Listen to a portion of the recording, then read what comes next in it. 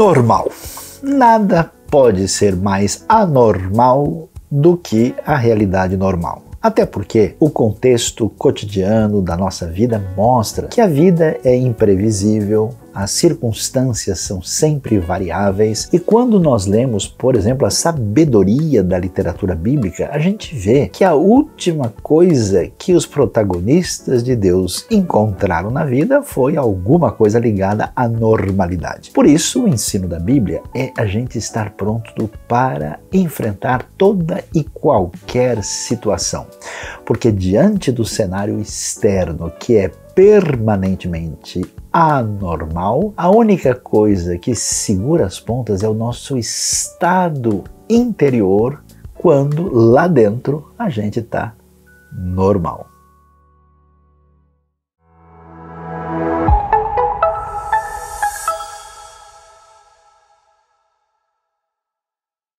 Bom dia!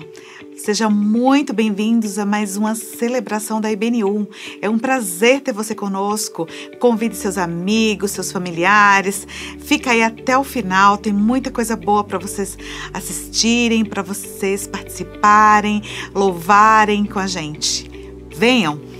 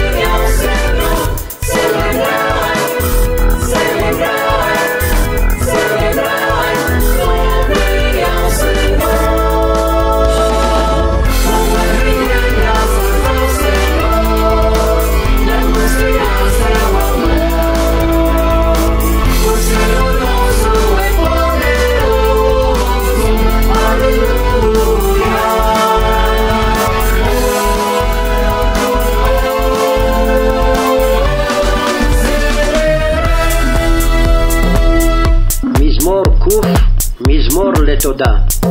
הריעו לאדוני כל הארץ, עבדו את אדוני בשמחה, בואו לפניו ברננה.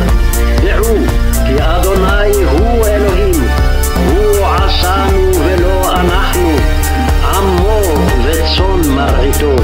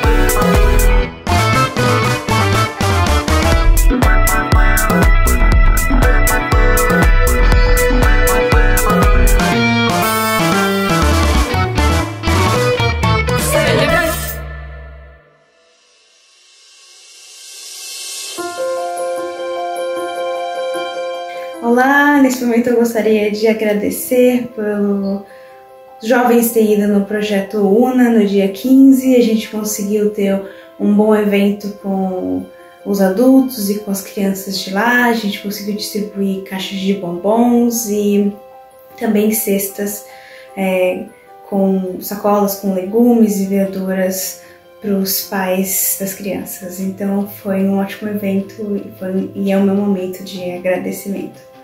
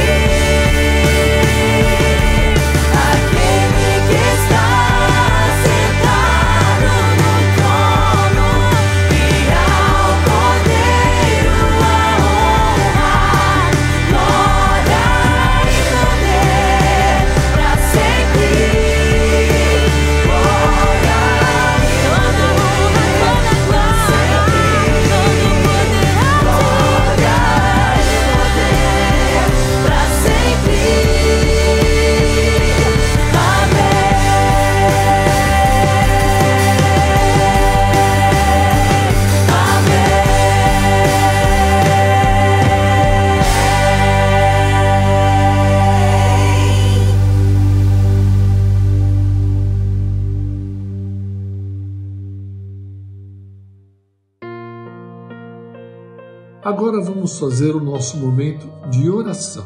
Vamos falar com o Pai.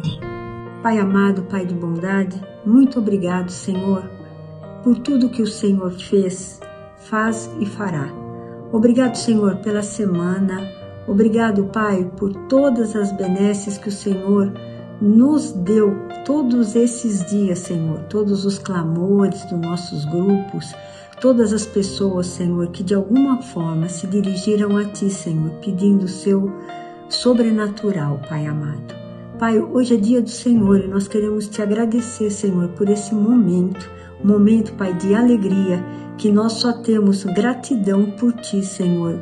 E só queremos, Senhor, na verdade, Te louvar por tudo de bom que o Senhor faz. Senhor, colocamos na Tua presença todos os membros da IBNU, todos os ministérios, o pastor Saião e todos os pastores, Senhor, constituídos nessa igreja, Pai. Obrigado, Pai. Obrigado, Senhor. Obrigado por esse momento. É o que nós Te agradecemos, em nome de Jesus. Amém.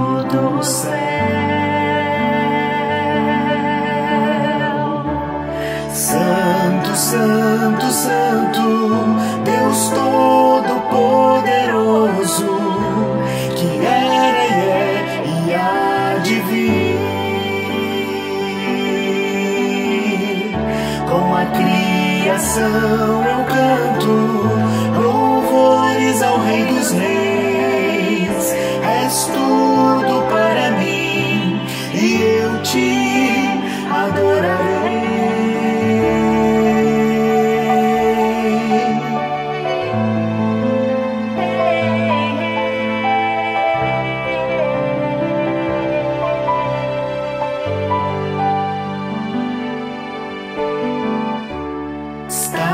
Vestido do arco-íris, sons de trovão, luzes, relâmpagos,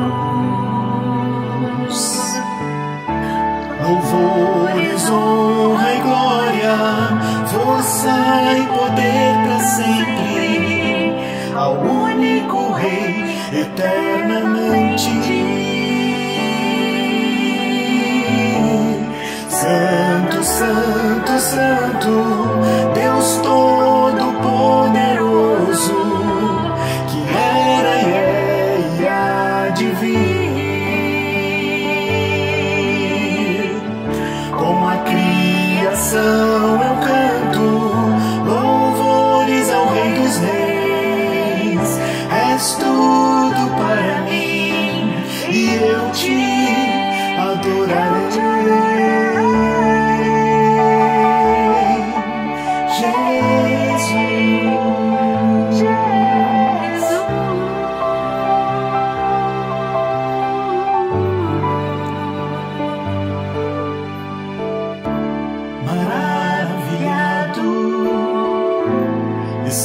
Extasiado, eu fico ao ouvir Teu nome. Maravilhado, extasiado, eu fico ao ouvir teu nome, maravilhado, extasiado, eu fico ao ouvir teu nome, Jesus, teu nome é força, é fôlego de vida, misteriosa, água viva.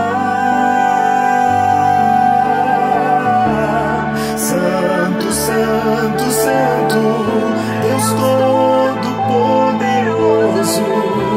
que era e é e há de vir.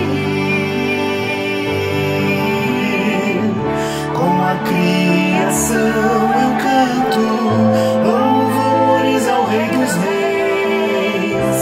És tudo para mim e eu te adorarei. Sim, Jesus, sim, Jesus.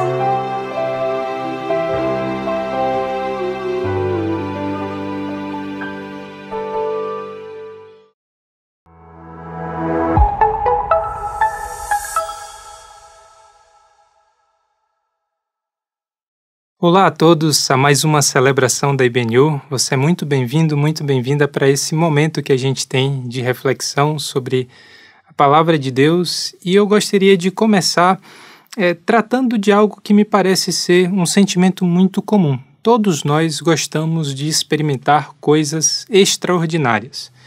Todos temos nossas rotinas, aquilo que compõe o nosso cotidiano, as nossas experiências comuns. E ainda que essas coisas sejam boas, nós gostamos de experimentar algo que foge àquilo que é o normal.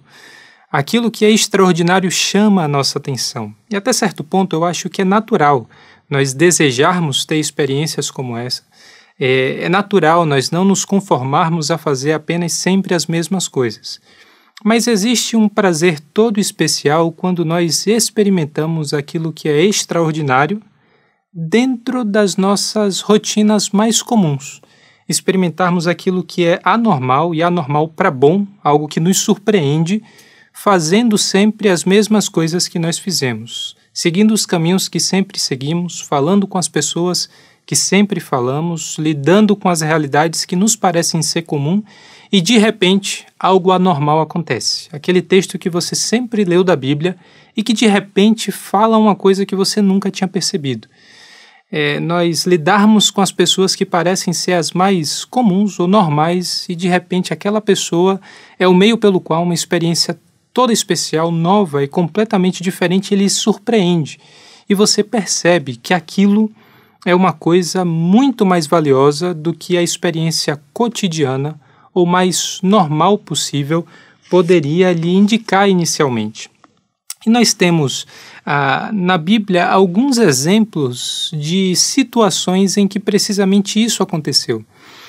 Uma das coisas que parece poder se tornar o mais mecanizável possível, que parece se tornar uma rotina das mais comuns, é o momento da adoração. É o momento que nós nos reunimos enquanto povo de Deus, nós reconhecemos a sua presença, o seu poder, nós reconhecemos quem Ele é, inclusive por meio da música, por meio dos nossos atos de reverência, mas essa é uma das atividades que parecem ser facilmente tornadas numa rotina, e quando se torna numa rotina parece se tornar algo muito normal, e quando parece se tornar algo muito normal, parece se esvaziar daquele elemento de necessidade, de valor. E algo semelhante parece ter acontecido no texto de Apocalipse, no capítulo 3, quando nas 7 cartas que são dirigidas à igreja, a gente se depara com a última carta que fala de Laodiceia. A igreja de Laodiceia, que aparece no fim desse capítulo, tem um convite à adoração. Por que será que esse texto, que mostra que Jesus bate a porta e aquele que abre a porta ceiará com o próprio Jesus, por que esse texto é expressado ou é dirigido especificamente para a igreja em Laodiceia? Uma das possibilidades, na verdade, pelo contexto restante da carta, é que essas pessoas negligenciaram a adoração. Essas pessoas perderam de vista e de perspectiva o valor e o significado do momento da adoração. E o texto é muito forte, porque parece que essa igreja foi tomada por um certo orgulho. Eles se viam como pessoas ricas, pessoas autossuficientes, pessoas que não necessitavam necessariamente da presença ou da intervenção de Deus para socorrê-los no momento de maior necessidade. Essas pessoas se viam completamente tomadas por esse senso de segurança naquilo que era os seus próprios recursos, as suas próprias condições. E o texto trata de forma muito severa a condição da igreja de Laodiceia, porque ao mesmo tempo que eles se veem como ricos e autossuficientes, o próprio Jesus ressurreto dirige para eles a palavra de que eles os enxerga como miseráveis, como pobres, como uma pessoa que está nua.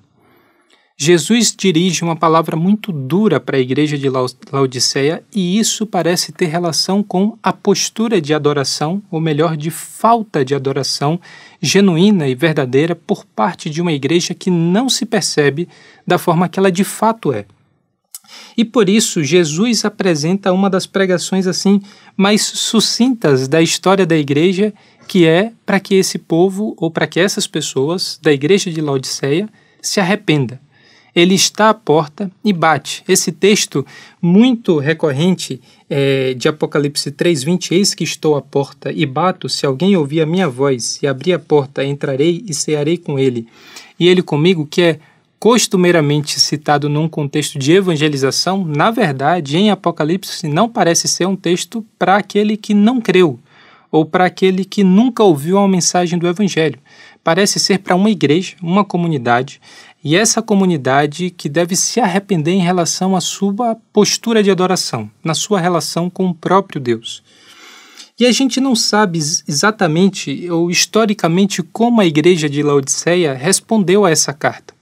Mas logo depois do capítulo 3, logo depois desse versículo que a gente acabou de ler, no início do capítulo 4 diz assim: depois dessas coisas olhei, e diante de mim estava uma porta aberta no céu.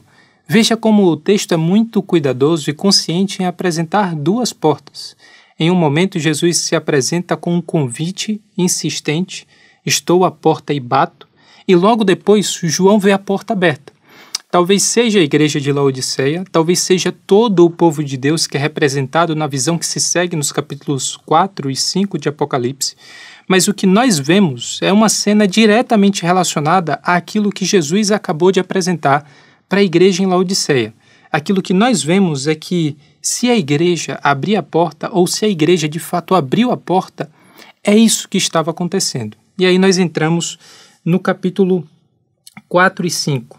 Essa visão de Apocalipse 4, no versículo 1, a gente percebe tanto a partir do capítulo 1 quanto aquilo que é descrito nesses dois capítulos e que focam e centralizam a adoração, tem relação com o que acontece num domingo, numa dessas rotinas que nós entramos de nos reunirmos enquanto povo de Deus num domingo para adorar.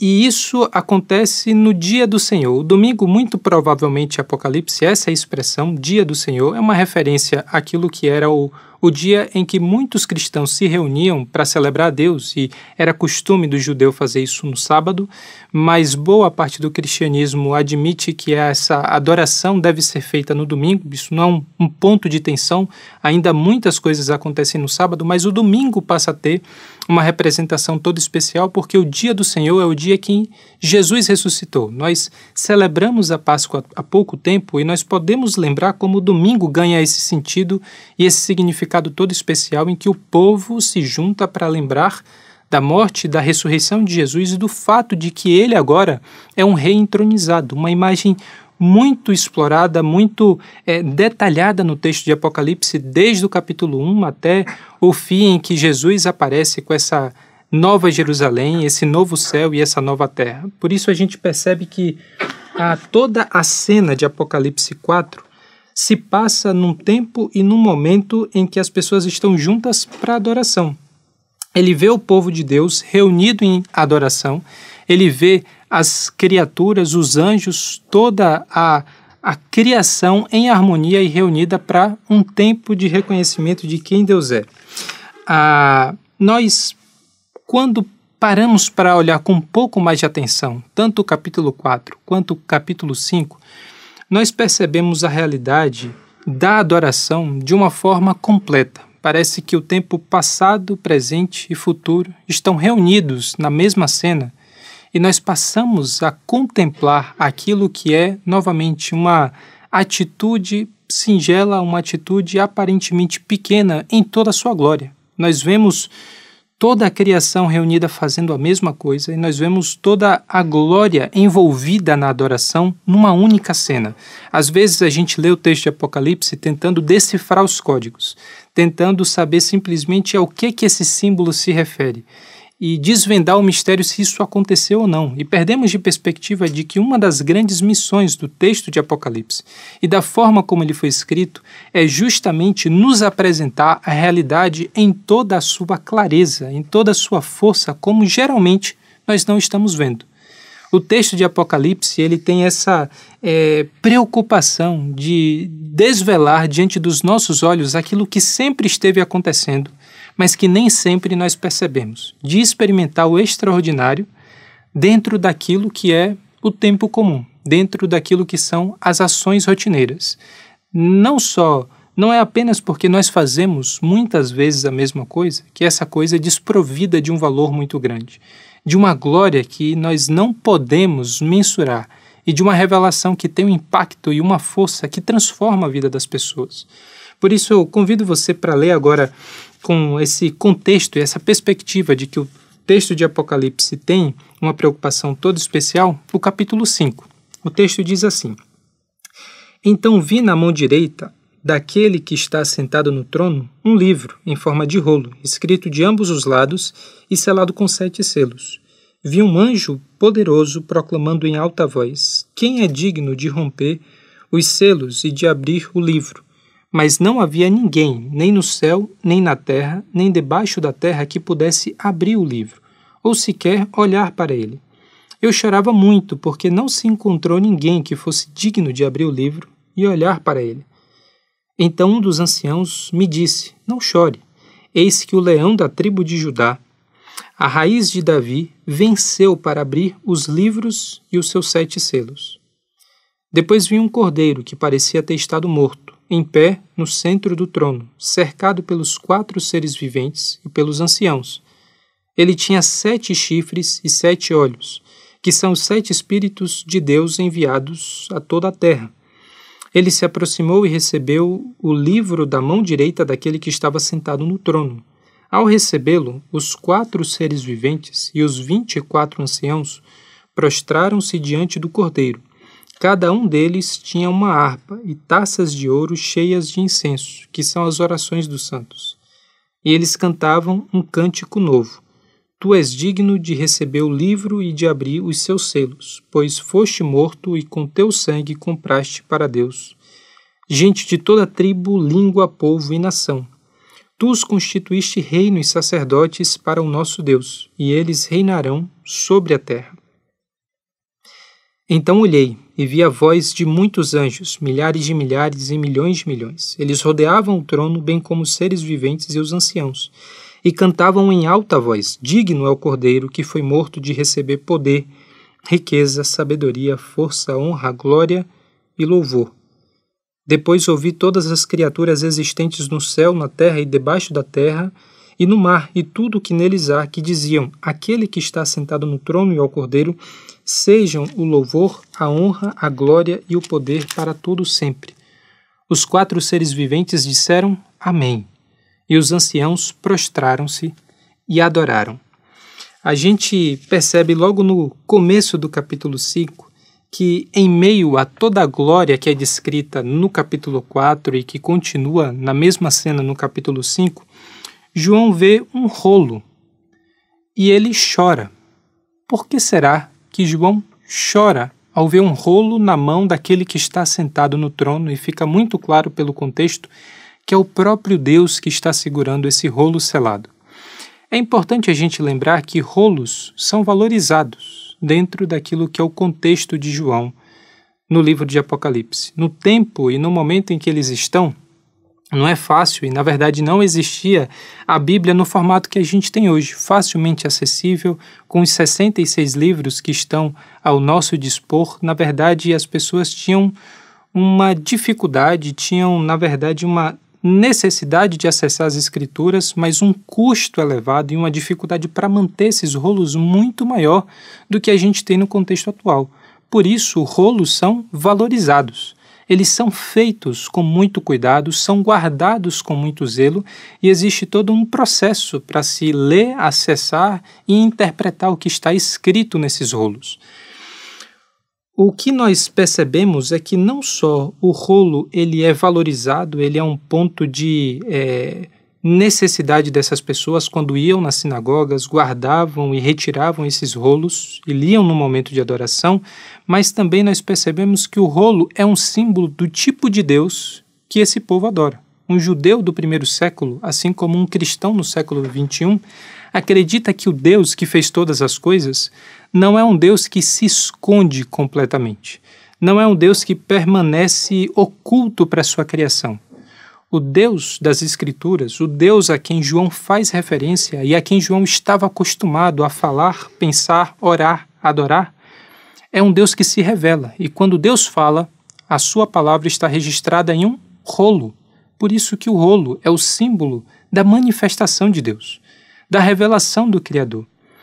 João, então, espera que nesse momento de adoração que ele contempla em ver os 4 seres viventes em torno do trono, em ver milhares e milhões de anjos adorando a Deus, em ver todas as criaturas que se reúnem para adorar a Deus, é de se esperar que ele encontre um rolo. É esperado que no momento da adoração esse rolo não só seja apresentado, mas seja aberto, seja lido, seja interpretado.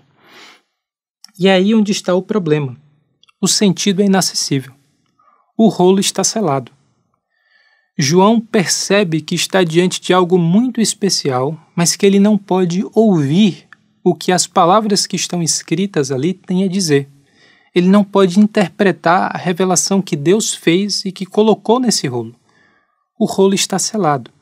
E essa não é uma construção nova na Bíblia. Um rolo selado, um rolo inacessível, uma revelação que não pode ser compreendida, é parte da história de Isaías. Isaías é um dos maiores pregadores, um dos maiores profetas do Antigo Testamento e da história do povo de Deus. Isaías é responsável por nos mostrar e manifestar profecias que vieram a se cumprir em Jesus, profecias que se cumpriram poucos dias após o seu próprio tempo ou no seu próprio tempo, e esse grande pregador, esse grande profeta, recebeu junto com seu chamado, e você vai lembrar daquele famoso texto de Isaías 6, quando Isaías vê o próprio Deus sentado num alto e sublime trono. Naquele mesmo capítulo, Isaías recebe uma advertência. Você vai pregar, mas as pessoas não vão ouvir. Você vai falar, mas as pessoas não vão entender. Mais do que isso, Isaías recebeu a missão de pregar para que os corações permanecessem insensíveis, para que os corações fossem endurecidos. Junto com a mensagem de Isaías, viria a garantia de que, em certa medida, a pregação de Isaías iria falhar. Iria falhar para os seus contemporâneos, mas não iria falhar para aqueles que viriam muito tempo depois de Isaías. As palavras não seriam em vão no curso da história, mas pareceria em vão, pareceria inacessível, pareceria completamente impotente para realizar qualquer transformação no próprio tempo de Isaías. Por isso, a imagem de João nos lembra a história de Isaías. A grande vitória daquilo que é a nossa convicção cristã, a grande diferença entre nós e Isaías e o povo que viveu com Isaías, é que a mensagem cristã é que o cordeiro, que parecia ter estado morto, mas estava de pé, esse cordeiro recebeu em sua mão o rolo que estava selado. Dentre todas as criaturas, de toda parte da criação, um único ser, uma única pessoa, foi capaz de ter autoridade para abrir o rolo. E por isso, a mensagem cristã nos apresenta aquilo que é o paradigma que todos os profetas queriam experimentar ou que anunciaram que iria acontecer, mas não viram no tempo do Antigo Testamento. A grande mensagem cristã é que o Cordeiro abriu o rolo. Não só Jesus recebe autoridade para acessar o que está escrito no rolo, como Jesus também recebe autoridade para interpretar, para manifestar, revelar aquilo que está escrito no rolo e para fazer com que essas coisas de fato aconteçam. Receber o rolo não é autoridade simplesmente para abrir e lê-lo. É receber a autoridade para fazer com que essas coisas aconteçam de acordo com a sua própria vontade, com aquilo que foi designado para o Pai, mas foi revelado para o Filho e é executado ao Filho. E depois de todas as coisas se cumprirem como estavam escritas e permanecem escritas nesse rolo, o Filho entrega todas as coisas novamente ao Pai. A grande mensagem cristã é que a pregação do Cristo ressurreto nos traz a revelação que João tanto desejou ver. A grande mensagem do Evangelho é que o Cristo ressurreto faz aquilo que todos nós precisamos, naquilo que é a nossa experiência pessoal e naquilo que é a nossa própria existência enquanto corpo, de saber, de experimentar, de ver e de contemplar e adorar como uma resposta, que é o fato de que Deus trouxe para si novamente o controle de todas as coisas. Quando Cristo recebe o livro, quando o cordeiro que parecia ter estado morto recebe em sua mão esse rolo, o choro de João cessa. O choro de João dá lugar ao hino de exaltação, que é o hino do coro. A música que a gente vê em Apocalipse 5 e que traz uma mensagem tão especial, nos mostra uma mudança de tom completa nesse capítulo, porque diz assim: Tu és digno de receber o livro e de abrir os seus selos, pois foste morto e com teu sangue compraste para Deus gente de toda tribo, língua, povo e nação. O choro de João cessa e dá lugar para a exaltação daquilo que é o coro das criaturas, dos anciãos, a criação que se envolve nesse momento, e exalta o fato de que eles estão incluídos nessa grande cena de adoração, nessa grande cena de reconhecimento de Deus sentado no trono. A palavra lida e pregada revela o sentido da nossa vida. A palavra que estava no rolo é lida e anunciada por Jesus, é a palavra que manifesta para mim e para todo o povo de Deus o que significa ser criatura, ser filho de Deus, o que significa fazer parte do povo de Deus envolvido nesse ato de adoração. A pregação é aquilo que nos apresenta esse convite pessoal e que traz a resposta do que significa ter sido feito como uma criatura, o que significa ter sido feito para adoração. A pregação é parte da adoração. A pregação é aquilo que nos liberta de uma convicção de que nós não fazemos parte disso, porque a gente precisa ser bastante sincero com o que nós faríamos se nós estivéssemos no lugar de João. Do que adianta ver toda essa glória, do que adianta ver todo esse poder, do que adianta se aproximar de toda essa santidade consumidora, de toda essa majestade, do Deus que está sentado no trono, está envolto por um arco-íris, recebe a coroa de todos os anciãos. Do que adianta ver toda essa glória e não fazer parte disso? A pregação é aquilo que nos inclui. A pregação é aquilo que anuncia: veja, o Cordeiro recebeu o rolo em sua mão. Veja, o Cordeiro morreu, mas ressuscitou. Por isso, a pregação, o abrir o rolo e anunciar as palavras que estão escritas nele, são fundamentais nesse nosso momento e nesse nosso ato de adoração. Mas o choro de João é um ponto emocional que vira aquilo que é a imagem do todo, a imagem de toda a criação envolvida na adoração para uma condição pessoal. O choro de João no capítulo 5 é aquilo que transforma o cenário de uma cena gloriosa para uma cena de desespero pessoal. E eu? E eu que vejo tudo isso, mas não sei se eu faço parte disso. E eu que vivo num povo de impuros lábios, como coloca Isaías. e o mundo em que eu habito e estão as pessoas com quem eu compartilho essa jornada de testemunhar do Cristo ressurreto. Como é que eu faço parte disso? Como é que eu estou incluso nessa adoração? Quando nós nos aproximamos do trono de Deus, quando nós nos aproximamos dessa presença de completa santidade, me parece que duas coisas acontecem com a gente. Nós sabemos que é sempre ou é isso que nós sempre desejamos. É isso que nós sempre soubemos que é a nossa necessidade. Mas, ao mesmo tempo, é isso que nós mais sabemos com toda clareza que nós não merecemos. Não é esse o nosso lugar. Aproximar-se do trono de Deus é aproximar-se de uma santidade que é gloriosa, mas que consome. É um fogo que não permite que nenhuma impureza se aproxime de sua presença e permaneça inalterado. Que nenhuma impureza sobreviva diante desse Deus poderoso. Por isso nós sabemos que é o que nós precisamos, mas nós não sabemos como nós podemos nos achegar a uma coisa que é tão diferente de nós mesmos. Por isso a gente vê que a pregação ela também traz respostas para esse novo sentido ou essa nova percepção de pobreza diante da glória de Deus. Quando nós nos aproximamos de Deus, se torna muito claro para a gente de que nós somos impuros, de que nós somos maus, de que Ele é o completamente outro, que é glorioso, que é poderoso e que é santo. Por isso a pregação e o anúncio é uma palavra e um convite pessoal. É a frase do Cordeiro que diz: eu comprei você. Eu comprei gente de toda tribo, povo, língua e nação para constituir reino e sacerdotes.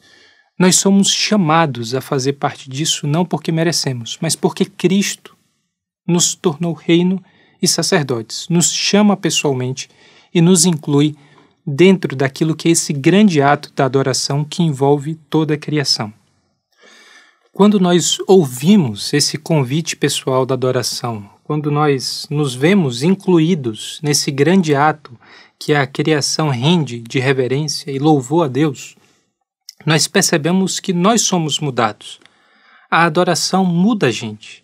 E quando a adoração começa a fazer esse efeito de olhar para as coisas com uma clareza que nós não tínhamos antes da adoração, nós percebemos que a nossa fala ela vai também se transformando. A gente percebe que o ritmo da prosa, o ritmo da explicação, a conversa comum não dá conta de expressar aquilo que a gente sente a necessidade de expressar quando a gente se depara com esse Jesus ressurreto.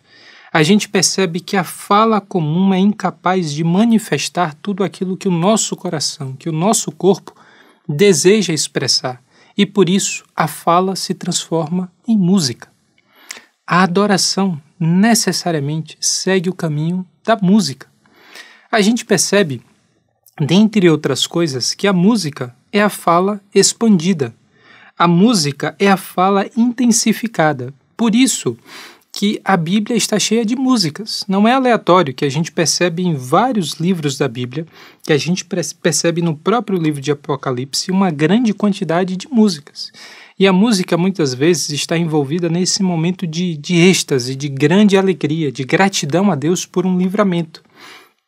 A gente percebe que a música está envolvida nesse processo de fortalecimento do espírito diante de um momento de adversidade. Por isso, os Salmos, que é um livro repleto de músicas, é um inário, uma coleção de hinos que expressam o sentimento da alma, seja de alegria, seja de dor, de esperança, revigora uma alma dos cristãos, assim como revigorou a alma dos judeus e ao longo de milhares de anos. É um dos livros que mais tratam do sentimento do coração de uma forma que simplesmente a narrativa, a profecia, a história talvez fosse incapaz de fazer. Quando a gente olha para o texto bíblico, a gente percebe que a música expressa exuberância. A gente percebe que a música constitui esses ritmos de gratidão que nós precisamos manifestar. Por isso que na Bíblia, Davi e Débora cantam. A gente percebe que Moisés e Miriam cantam. Jesus, os discípulos, Maria, cantam.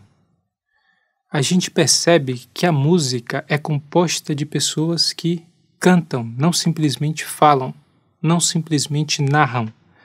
A música é tomada de um sentimento de gratidão e de participação no que Deus faz e naquilo que Deus revela, que a fala comum é incapaz de fazer. E o texto de Apocalipse, em especial 4 e 5, mostra isso como talvez outros 2 capítulos da Bíblia seriam incapazes de fazer. São apenas 2 capítulos e 5 músicas. Se você parar para observar com atenção, a gente encontra um padrão muito claro nessas 5 músicas, nesses 5 cânticos. Primeiramente, você tem 2 músicas voltadas para Deus, o Deus Pai, ressaltando o seu papel de Criador. Depois você tem 2 músicas voltadas para o Cristo, o Cordeiro ressurreto, o Cordeiro que morreu, mas está de pé, e enfatizando o seu papel de Redentor. E por último, você tem uma música que se dirige diretamente para o Cordeiro e para o Deus Pai, enquanto esse Redentor e Criador que juntos devem ser louvados por toda a criação. Por isso a gente percebe que as músicas fazem parte do Apocalipse, as músicas não estão restritas ao capítulo 4 e 5, a música faz parte de toda a trajetória do povo de Deus, mas mais do que isso, a música sempre foi um movimento de adoração e de oração por parte do povo de Deus. As músicas se tornam aquilo que é o nosso clamor, aquilo que é a nossa palavra dirigida ao próprio Criador, aquilo que é o nosso pedido, aquilo que é a nossa gratidão, aquilo que é o nosso ato de reconhecimento. As músicas na história do povo de Deus são orações. E quem adora necessariamente canta. A música evoca essa resposta profunda do Espírito, que se transforma em gratidão e que nos torna pessoas diferentes quando nós nos envolvemos com o ato de adoração. E é importante também a gente perceber que junto com a pregação, junto com o rolo, junto com a música, a última palavra de adoração é o Amém. O que conclui o capítulo 5 de Apocalipse é quando os 4 seres viventes dizem Amém. Esses 4 seres viventes que reconhecem que é preciso dizer sim para Deus, é preciso dizer sim para Deus como resposta ao sim que Deus disse para nós. Nós fomos incluídos. Deus disse sim para esses que se aproximaram do trono. E como resposta, nós dizemos sim para um Deus que nos constituiu reino, que nos constituiu sacerdotes. A palavra amém no fim do ato de adoração significa muita coisa, porque a adoração, além de pregação, a adoração, além de música, a adoração é a afirmação. A adoração é aprender a dizer sim de uma forma que nós não estamos acostumados a ouvir ou a dizer. Nós temos, dentro daquilo que é a nossa trajetória, o costume de ser rejeitados e de rejeitar. A adoração transforma a nossa experiência, porque ela nos mostra um tipo de inclusão que nós não estávamos acostumados a ter. Nós somos rejeitados e ser rejeitado dói, ser rejeitado machuca. E como resposta à dor de ser rejeitado, de não ser incluído, nós rejeitamos. E nós passamos a vida toda aprendendo a lidar, ou pelo menos tentando lidar com os atos de rejeição, seja o que sofremos ou o que realizamos. Nós passamos a vida toda tentando realizar a superação da dor de ser rejeitado por um pai, por uma mãe, por uma pessoa que nós admiramos, de ser rejeitado pelo cônjuge, pelos amigos, de ser rejeitado pelas pessoas que talvez nós mais desejássemos ser aceitados, ser aceitos como parte, como aquilo que compõe o grupo. Nós sempre estamos correndo atrás de algum tipo de aprovação.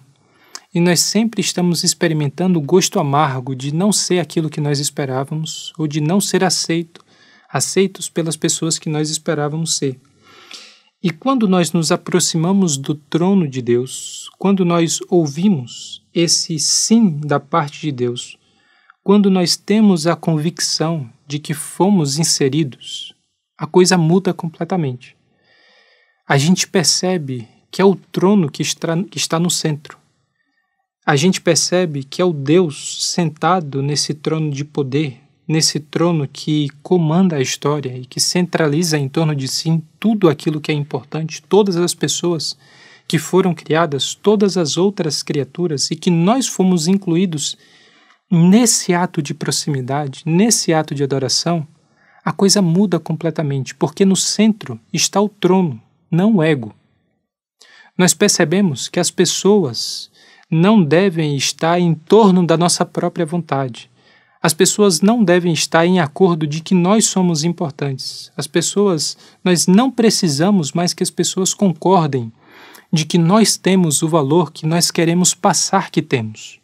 No centro está o trono. No centro está Deus, e não nós mesmos. Por isso, o sim mais importante da nossa vida. A aprovação que nós mais desejamos e precisamos é o sim de Deus. O ato de ser aceito que mais cura, que mais restaura e transforma a nossa adoração é o sim que nós já recebemos da parte do Cordeiro, da parte de Deus. Por isso, quando nós nos aproximamos de Deus, uma coisa muda completamente que nós deixamos de calcular. Nós não passamos a dizer sim para isso e não para aquilo. Diante desse Deus poderoso, dessa santidade que arrebata o nosso coração, o nosso espírito, a nossa alma, nós não calculamos as respostas, nós não somos comedidos em dizer um sim temeroso, um sim mais um talvez, um sim para isso, mas não para aquilo. Quando nós nos aproximamos do trono de Deus, o nosso sim é purgado de todo mal, é limpo de todo temor, é de toda a insegurança que somos libertos nesse sim para Deus, a ponto de que nós nos tornamos uma resposta. Nós não damos uma resposta simplesmente para Deus, mas a nossa vida, nesse ato de adoração, se torna uma resposta.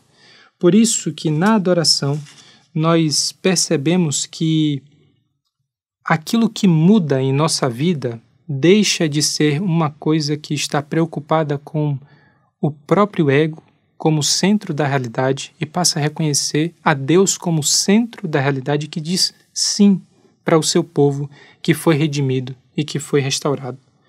Nós fomos treinados e criados em muitos ambientes, em muitas condições para explorar. Nós fomos explorados e nós aprendemos a explorar as pessoas.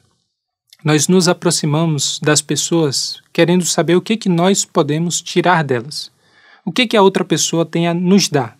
O que a outra pessoa tem a oferecer que seja de valor para mim? O que eu tenho a ganhar me relacionando com essa pessoa, me aproximando desse indivíduo? No ato de adoração, a coisa muda completamente, porque nós deixamos de olhar para o outro com esse impulso de explorar alguém para os fins e propósitos que nós estabelecemos. Quando o trono está no centro, quando o trono centraliza toda a realidade em torno de si, nós percebemos que nós é que somos resposta para a vontade de uma outra pessoa. Nós fomos feitos como criaturas, e enquanto criaturas nós servimos a um propósito e não exploramos todos os outros conforme o nosso próprio desejo. O ato de adoração cessa esse impulso de explorar e coloca em nosso coração o desejo de ser resposta, de ser uma resposta para Deus. E esse amém que é recorrente no povo de Deus, esse amém que significa sim e que reafirma o nosso reconhecimento de Deus, esse amém, ele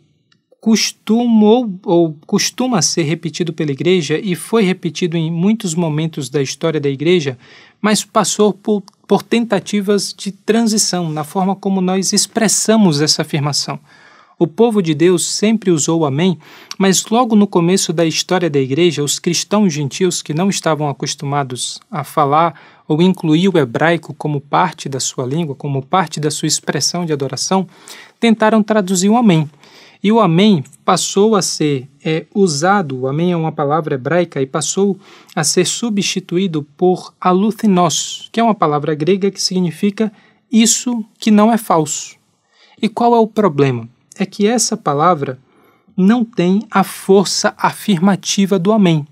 Quando nós falamos amém, nós não estamos apenas reconhecendo algo que não é falso. Nós não estamos apenas dizendo que isso não tem falhas, de que nós não discordamos. Quando nós falamos amém, nós inserimos a nossa concordância com aquilo que está sendo feito. Nós passamos a participar do ato de adoração que inclui o amém como sua conclusão. Nós dizemos sim para Deus porque Deus disse sim para nós. Por isso, rapidamente, essa palavra grega foi abandonada. Uma outra tentativa tentou substituir um amém por uma palavra que significa que assim seja. E também não deu certo. Por que não deu certo? Porque falta essa convicção de que algo já acontece, algo já é verdade no momento em que isso é declarado. Nós reconhecemos que Deus é o Rei sobre toda a criação.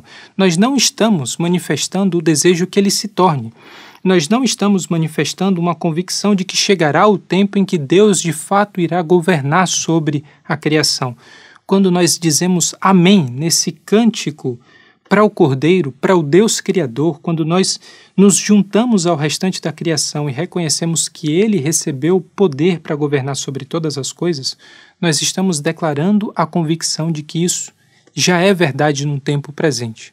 Por isso o amém voltou a ser, mesmo para essas primeiras gerações de cristãos gentios, a palavra que expressava melhor o sentimento e a convicção dos cristãos. O amém, então, é essa palavra que reúne em várias línguas, em várias culturas, a afirmação que nós realizamos, a afirmação da nossa própria convicção.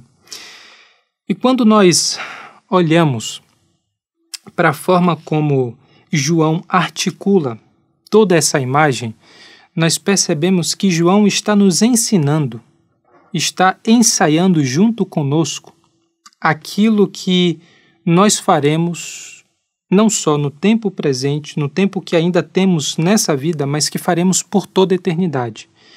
Quando nós observamos a forma como João expressa aquilo que ele expressa, nós percebemos que ele está nos mostrando que a imaginação transformada pela revelação do Jesus ressurreto nos leva a uma adoração que é a adoração que nós sempre faremos, mesmo diante dessa nova vida que receberemos em plenitude no momento que nós ressuscitarmos.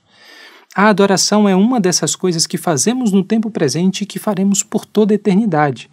Veja como João ele junta várias correntes, vários fios diferentes do Antigo Testamento para nos mostrar que essa é a realidade definitiva, essa é a realidade que vai sobreviver ao tempo.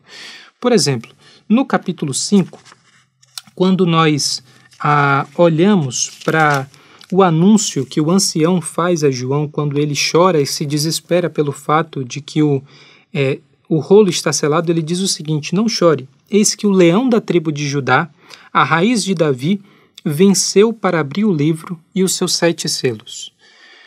João, na ilha de Patmos, recebe essa revelação e aquilo que nós lemos nesse livro tem a sua força, com certeza, pela visão que ele recebeu, não por aquilo que ele criou da sua imaginação.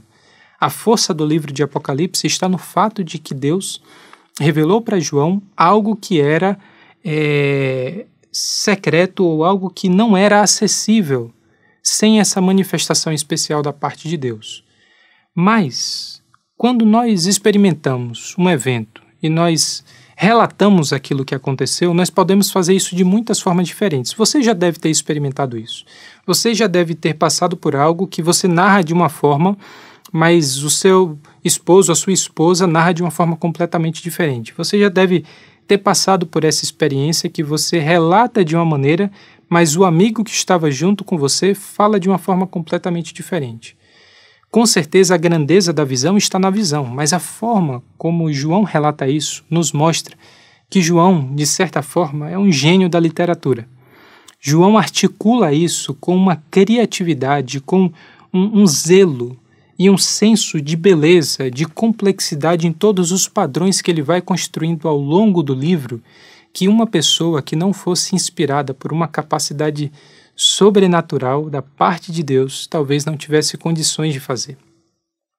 Porque nesse único versículo, João junta 2 imagens, o leão da tribo de Judá, que aparece em Gênesis 49, e também a raiz de Davi, que aparece em Isaías 11.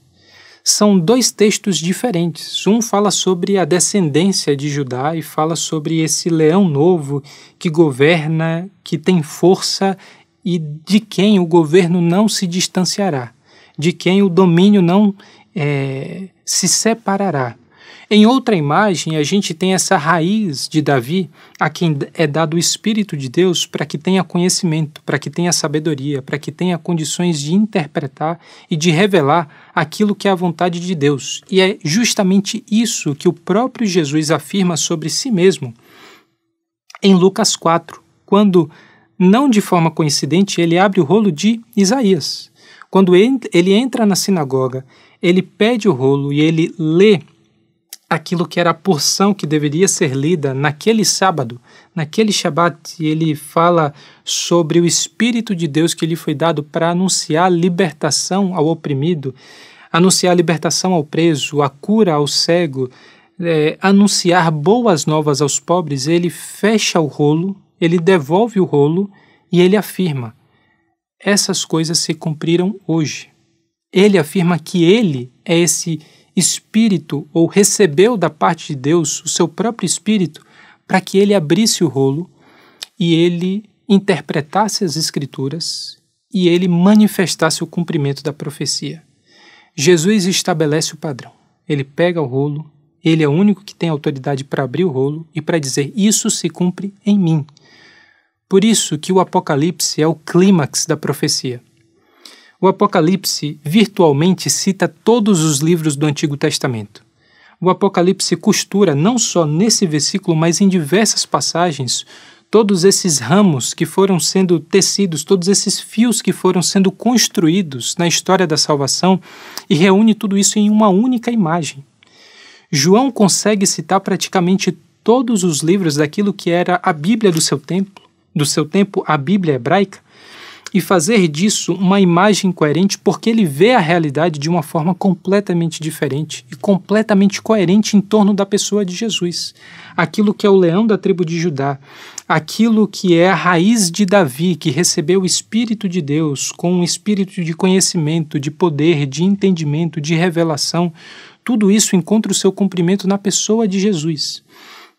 Aquilo que João vê talvez como fragmentos em boa parte da história, de repente faz parte de uma imagem que faz sentido, que é coerente, que manifesta para João o fato de que no centro de todas as coisas está o trono de Deus, de que no centro de todas as coisas está aquele que é e que será adorado por toda a criação. Por isso nós percebemos que com toda essa maestria, com toda essa capacidade e imaginação, o que João está fazendo é nos ensinando a adorar, transformando a nossa imaginação e nos fazendo perceber que nós experimentamos no tempo presente o céu.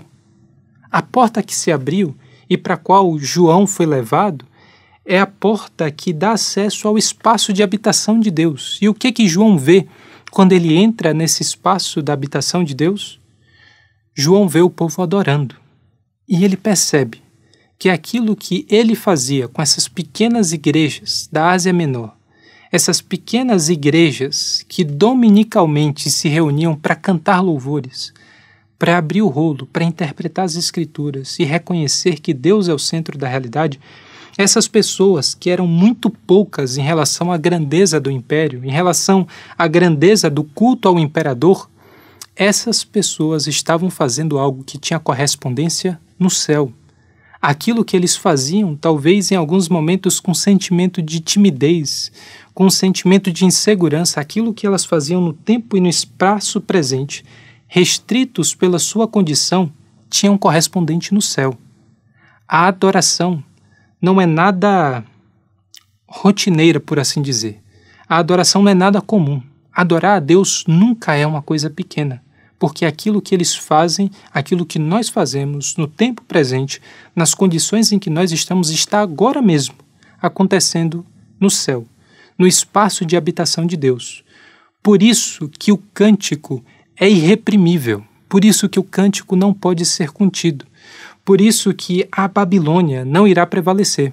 Não é possível, com todo o poder que se apresenta em ameaça ao povo de Deus, a criação, as criaturas que reconhecem que Deus está sentado no trono, esse poder nada pode fazer com a realidade absoluta de que Deus já está sentado no trono, de que Ele governa sobre as nações e de que a sua vontade será estabelecida na terra, assim como hoje já é obedecida, realizada e reconhecida, adorada nos céus. A vontade de Deus é uma vontade que desperta em nós uma resposta que se transforma em música e adora a um Deus que é o Deus soberano sobre todas as coisas. E essa realidade, é esse ato que parece ser uma simples rotina em muitos momentos. Esse ato de nós irmos a um espaço comum, encontrarmos algumas pessoas comuns, fazermos aquilo que parece ser mais um domingo comum, é esse ato que molda a história e que molda a nossa vida. Quando nós vemos a adoração por essa perspectiva, pela perspectiva que João viu, quando esse véu dos olhos de João é retirado e quando João, da mesma forma, retira de nós esse véu que não nos permite enxergar a realidade da forma como ela de fato é, e nós passamos a perceber a adoração de uma forma completamente diferente, nós percebemos que é essa realidade que molda a história, que molda a nossa própria trajetória pessoal. É na adoração que as coisas passam a fazer sentido. É reconhecendo que Deus é o centro de tudo, que Deus nos incluiu, que Deus colocou em nós esse sentimento de gratidão e de reverência e por isso nós cantamos, é que nós percebemos que a nossa vida faz sentido. Nós vemos, contemplamos a glória de Deus, somos inclusos nisso e nisso encontramos o sentido da nossa própria vida. Quando essa experiência acontece com a gente, o tédio não tem mais lugar. Quando nós percebemos que nós fomos colocados na realidade mais viva e mais poderosa possível, o tédio já não consegue mais consumir o nosso próprio coração. O tédio na nossa realidade e na nossa relação com Deus é trabalho do diabo. Quando o tédio parece dominar aquilo que são as nossas rotinas mais chatas, mais sem sentidos, mais vazio possível, significa que nós estamos perdendo de perspectiva aquilo que de fato está acontecendo no momento que nós oramos. Significa que a gente está perdendo de perspectiva o que de fato está acontecendo quando nós oramos. Quando nós adoramos a Deus. Quando a gente adora a Deus da forma como Ele nos permite adorar, nós percebemos que nós estamos compondo um coro de milhões e milhões de anjos. Nós percebemos que nós estamos compondo aquilo que é um coro com os 4 seres viventes, que representam o poder do leão, aquilo que representa a força do boi, aquilo que representa a sabedoria, aquilo que representa a inteligência da águia e aquilo que representa a grandeza e a coroa da criação, que é o ser humano. Quando nós fazemos parte desse coro dos 4 seres viventes, dos anciãos que lançam as suas coroas diante do trono de Deus, dos milhões e milhões de anjos, nós cantamos, nós louvamos a Deus, nós adoramos a Deus e nós finalizamos o nosso ato de adoração com amém. Nós confirmamos a Deus aquilo que é a afirmação dele para a gente. E toda a nossa experiência pessoal, toda a nossa missão enquanto povo de Deus passa a fazer sentido. Por isso eu convido você a participar desse momento de adoração que nós estamos tendo agora, mas também de todos os momentos de adoração que você ainda participará ao longo dessa jornada, como um momento que envolve o extraordinário no meio de uma rotina, que envolve a realidade mais viva, poderosa e transformadora naquilo que parece ser só mais uma música, só mais uma oração, só mais um domingo. Na verdade, nunca é assim. Nunca é só mais um dia. Nunca é só mais um ato de adoração.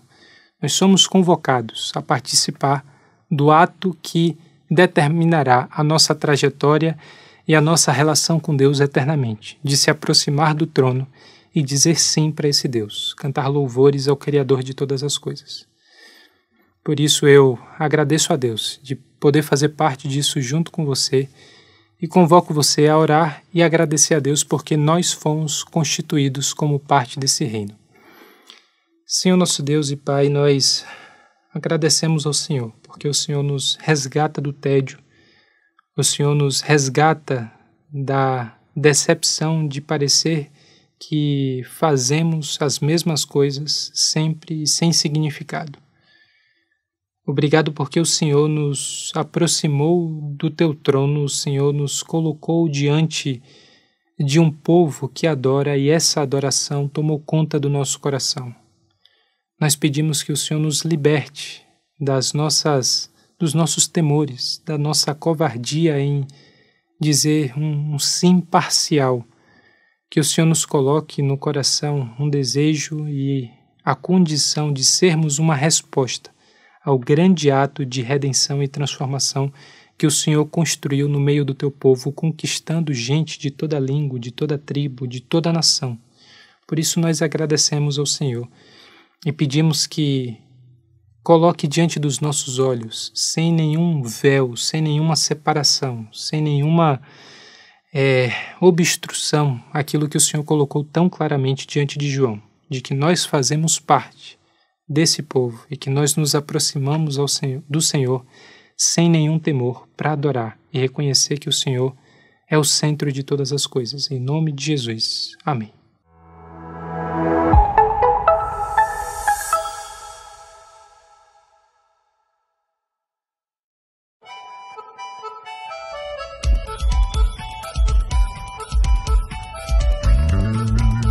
Pessoal, a gente está aqui na nossa escuta missionária sertaneja. Eu queria agradecer imensamente a IBNU, que foi uma das igrejas que apoiou para que tudo isso pudesse acontecer. A gente tem aqui mais de 400 pessoas participando. Os missionários do sertão estão unidos para poder avançar no sertão e também entender como a gente pode melhorar o nosso trabalho. Obrigado, IBNU, por deixar o nosso trabalho, a nossa escuta. Com vocês a gente tem avançado. Deus abençoe.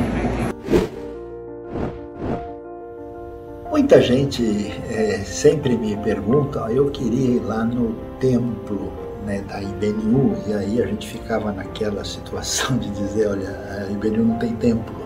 Como não tem templo, vocês se reúnem onde? A gente se reúne num espaço corporativo. Durante quase todo o nosso período, nós nos reunimos tanto no Clube Transatlântico como no World Trade Center de São Paulo, WTC.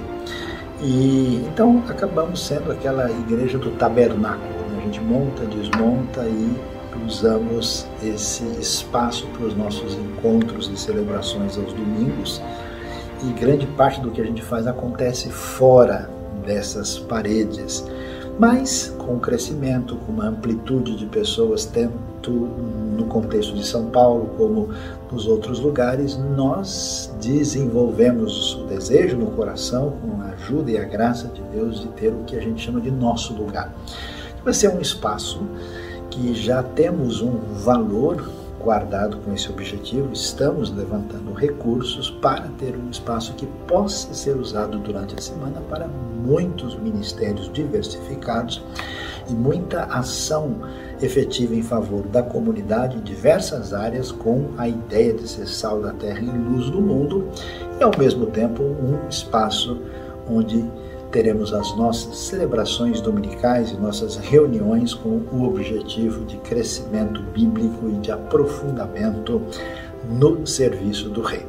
Então, eu até convido a todos que estão em sintonia com a IBNU, seja você também um parceiro desse nosso projeto, nosso lugar, que é o sonho que está à nossa frente.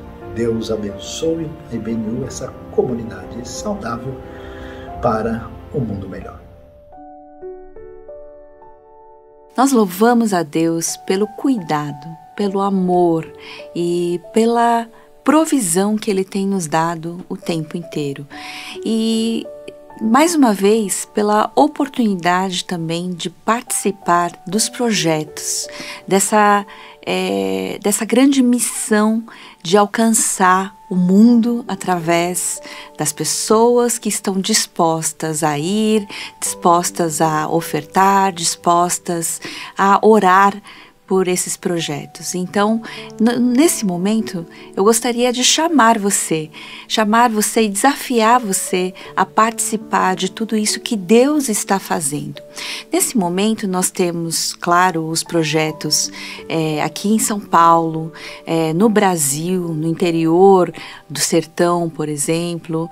Nós temos no mundo todo projetos em andamento. São escolas, são projetos que atendem pessoas em situação bem difícil e carente. São projetos que lidam com a devolução ou o retorno da dignidade das pessoas, tirando assim de situações bastante difíceis.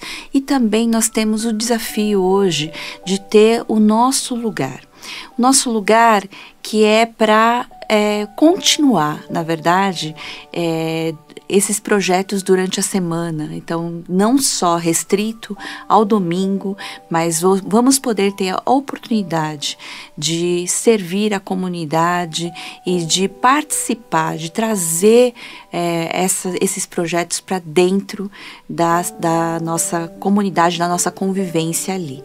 Então, é isso que eu gostaria de fazer.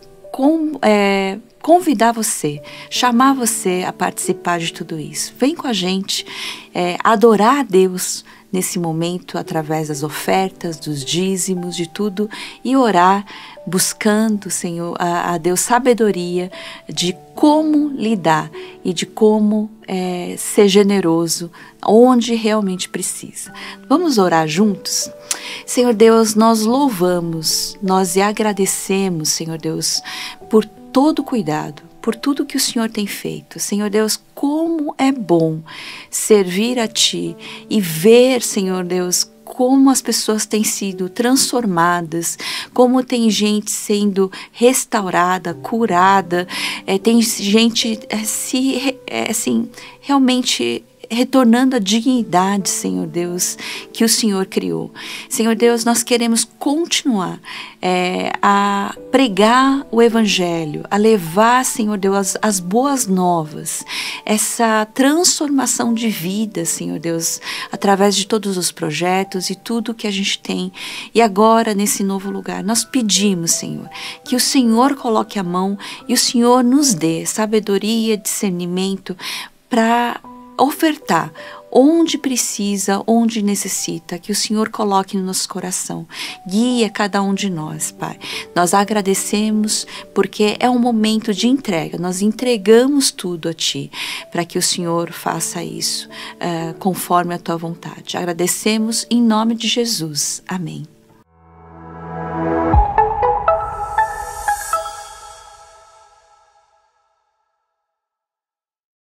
Olá pessoal, tudo bom? No fim de semana que vem, o Ministério de Jovens, o Ministério Integre da IBNU vai fazer uma viagem para o Ariri e você é convidado a participar conosco. Entre em contato comigo para maiores informações, saber como você pode participar. Vamos estudar a Bíblia. O nosso ensino continua aí a todo vapor e agora nós estamos com matérias novas, disciplinas novas. Você já estudou com cuidado, com detalhes, o livro de João? É tão especial, assim, é fascinante a gente conhecer o livro de João. Então, quarta-feira, às 19 horas, nós temos esse estudo. E também, você quer aprender um pouquinho mais sobre a monarquia de Israel, como é que começou tudo isso, o livro de Samuel. Então, vem com a gente também estudar às quintas-feiras, às 19 horas. Tá muito especial, você não pode perder. Vem com a gente. Atenção, atenção, IBNU, mudança total. A partir desse mês de abril, nós estaremos num novo local no nosso encontro presencial de domingo. Não será mais no WTC. Por razões de logística, por razões de fazer uma celebração mais adequada para nossa comunidade crescente, estamos, a partir do primeiro domingo de abril, nos reunindo no Hotel Transamérica Berrini, que fica pertinho ali da própria Berrini, na rua Quintana, número 1012. Então não se esqueça, IBNU mudou de lugar e todo domingo a partir das 10h30 queremos ver você lá. Mais uma vez queremos agradecer a sua participação na celebração online da IBNU todos os domingos às 9h30 da manhã. Esse conteúdo que é feito para abençoar a sua vida. E convidamos você também a ser nosso parceiro divulgador, entregando esse conteúdo para todos os seus contatos, os seus amigos, as pessoas que você conhece, espalhar aí todo esse conteúdo que a IBNU tem desenvolvido aqui no canal do YouTube para abençoar a vida das pessoas. Também não deixe de se inscrever aqui no nosso canal, né? Você tem aí a inscrição e ativar o sininho para receber todas as notificações das nossas publicações, e também no Instagram e no Facebook nós postamos conteúdo que abençoa vidas e também sobre as nossas programações aqui na cidade de São Paulo. Então, seja nosso parceiro, Deus o abençoe. Semana que vem, 9h30, estamos novamente aqui. Esperamos vocês.